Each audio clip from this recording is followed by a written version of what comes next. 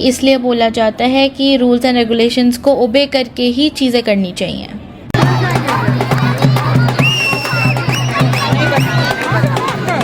अब जो आगे हुआ वो इससे सबसे ज़्यादा स्कैरी है और बहुत ज़्यादा स्कैरी हो सकता था।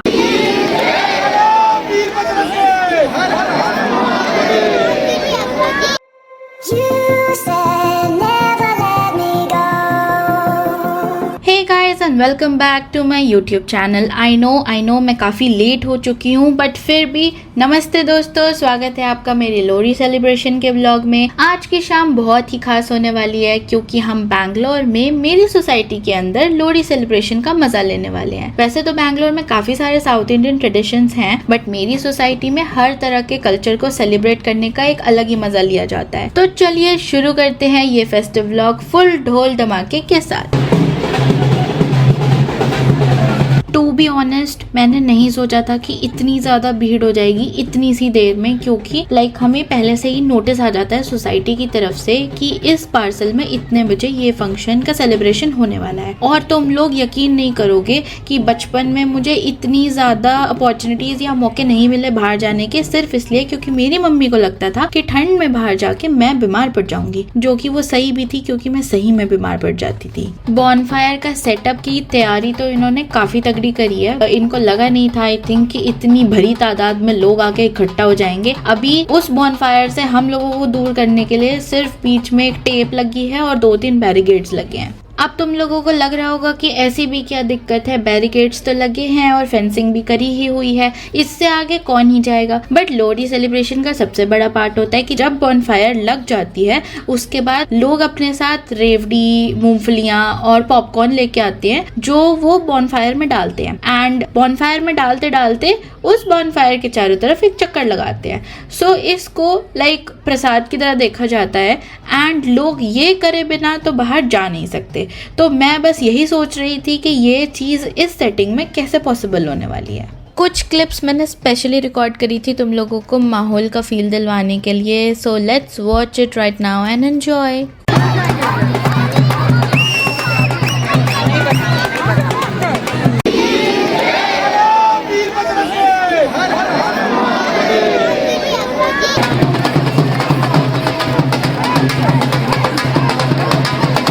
मुझे तो ये ढोल बीट सुन के ऑटोमेटिकली डांस करने का मन कर गया। क्या आप लोगों को भी पंजाबी म्यूजिक पसंद है? अगर हाँ तो कमेंट्स में मुझे लिख के ज़रूर बताना। नॉर्मली हर फेस्टिवल के लिए एक छोटी सी कमेटी असाइन होती है, तो जो भी कमेटी होती है वो सारी फेस्टिवल की प्रिपरेशंस करती है। यहाँ पे जैसे तुम लोग देख सकते हो कि इन लोगों ने बॉनफायर की यहाँ पे बीच में प्रिपरेशन करी है एंड यहाँ पे वो उस बॉनफायर को जलाने की कोशिश कर रहे हैं। बीच में इन लोगों को रियलाइज हुआ कि बहुत ज्यादा गैप्स होने की वजह से आराम से बॉनफायर फायर नहीं पकड़ रही थी, तो उन्होंने न्यूज़पेपर वगैरह का यूज करके उसे नीचे बेस में घुसाया एंड नाउ वो उसको जलाने की कोशिश कर रहे हैं। एंड मैं सच्ची बताऊं, काफी ज्यादा टाइम लग गया था। अगर तुम ध्यान से देखो क्राउड में तो लोग लिटरली बस अपना फोन लेके खड़े हैं कि इस बॉनफायर को तो कैप्चर करना ही करना है, क्योंकि अगर तुम लोगों ने इस चीज को विटनेस किया है फर्स्ट हैंड अपनी आंखों से तो तुम्हें पता है कि कितनी ऊंची आग लगती है और वो देखना एक अलग ही एक्सपीरियंस है। मुझे अपने बचपन का टाइम याद आ गया। 1 या 2 बार मैं अपनी कॉलोनी में गई थी लोहड़ी सेलिब्रेशन के लिए एंड वो आंखों से जब इतनी बड़ी आग तुम बॉनफायर के रूप में देखते हो ना, अलग ही सरियल एक्सपीरियंस है। हमारी सोसाइटी में किसी भी तरह का फेस्टिवल हो, कुछ भी अरेंजमेंट्स हो, सिक्योरिटी गार्ड का वहां प्रेजेंट होना बहुत इंपॉर्टेंट है।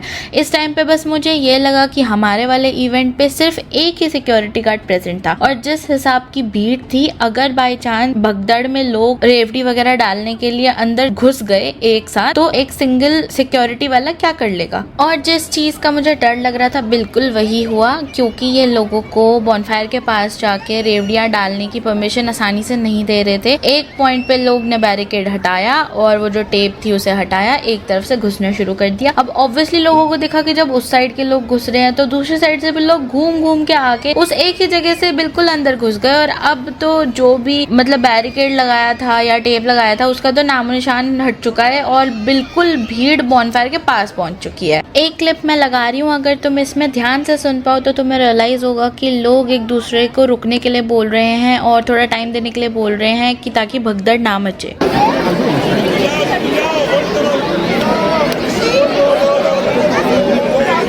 अब कुछ भी सिस्टमैटिकली हो नहीं रहा था तो बहुत सारे लोगों ने पीछे से ही रेवड़ियाँ फेंकना शुरू कर दिया। अब हाल ये था कि बीच में बॉनफायर, आसपास दुनिया भर की भीड़ और लोग दूर दूर से रेवड़ियाँ, पॉपकॉर्न और मूंगफलियाँ फेंक रहे हैं। कोई बात नहीं, ये भी एक अलग सा एक्सपीरियंस था, थोड़ा सा स्कैरी ज़रूर था, बट स्टिल अब जो आगे हुआ वो इससे सबसे ज़्यादा स्कैरी है और बहुत ज़्यादा स्कैरी हो सकता था। ध्यान से देखना। यस गाइज, आपने बिल्कुल सही चीज़ देखी। बॉनफायर टिल्ट होके एक तरफ को गिर चुकी थी एंड क्योंकि सारे लोग बैरिकेडिंग से आगे थे, बहुत ज़्यादा रिस्की मामला हो गया था, बट थैंक गॉड किसी को भी चोट नहीं लगी। इसलिए बोला जाता है कि रूल्स एंड रेगुलेशंस को ओबे करके ही चीज़ें करनी चाहिए। And at the very and सब कुछ सेलिब्रेट करने के बाद एक फ्ली मार्केट ज़रूर ऑर्गेनाइज़ करी जाती है, जो कुछ घंटे पहले से ही सेटअप होना शुरू हो जाते हैं और यहाँ पे काफ़ी सारी चीज़ें मिलती है, लाइक खाने पीने की चीज़ें भी और ख़रीदने की चीज़ें भी। अब वो हर बार डिपेंड करता है कि कौन कौन से लोग अपना स्टॉल सेटअप करते हैं। इनफैक्ट बच्चों के खेलने के लिए भी काफ़ी सारी चीज़ें अवेलेबल होती हैं और मुझे तो लगता है कि बच्चों से ज़्यादा तो हम बड़े लोग ही इन सारी चीज़ों को खेलने में लग जाते हैं। ऑब्वियसली फूड के स्टॉल्स होते हैं, तो हमने पूरी फ्ली मार्केट का राउंड लिया और देखा कि क्या क्या हो सकता है। And I enjoyed this day very very very much and I am so happy कि मैं इस सोसाइटी में रह पाती हूँ एंड मैं इन सारी चीज़ों का पार्ट बन पाती हूँ। And thank you so much guys for watching this video and I hope you guys enjoyed it. मुझे कॉमेंट सेक्शन में ज़रूर बताना कि आप लोग लोहड़ी का सेलिब्रेशन कैसे करते हो और या फिर आप लोगों ने इस बार क्या किया। मैं आप लोगों की स्टोरी सुनने के लिए बहुत ज़्यादा उत्सुक हूँ। कभी कभी इतने भारी भारी हिंदी शब्द निकल जाते हैं ना, but anyways thank you so much guys for watching this video. I will be back with another vlog very soon. Take care, bye bye.